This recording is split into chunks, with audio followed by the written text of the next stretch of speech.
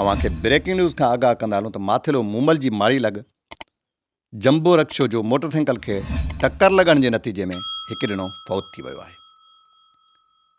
अव्हांखे breaking news खां आगाह कंदा हलूं त माथिलो मूमल जी माड़ी लॻ जंबो रक्षा जो मोटरसाइकिल खे टक्कर लॻण जे नतीजे में हिकु ॼणो फौत थी वियो आहे। अव्हांखे ब्रेकिंग न्यूज़ खां आगाह कंदा हलूं त जंबो रक्षा जो मोटरसाइकिल खे टक्कर लॻण जे नतीजे में अता मोहम्मद महर फौत थी वियो आहे।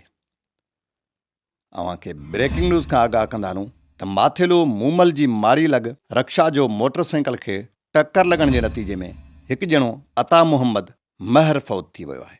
अव्हांखे ब्रेकिंग न्यूज़ खां आगाह कंदा हलूं त माथिलो मूमल जी माड़ी लॻ जंबो रक्षा जो मोटरसाइकिल खे टक्कर लॻण जे नतीजे में हिकु ॼणो अता मोहम्मद मौक़े ते फौत थी वियो आहे। माथिलो मूमल जी माड़ी पुलिस लाश खणाए सिविल अस्पताल घोटकी मुंतक़िल करे छॾियो आहे।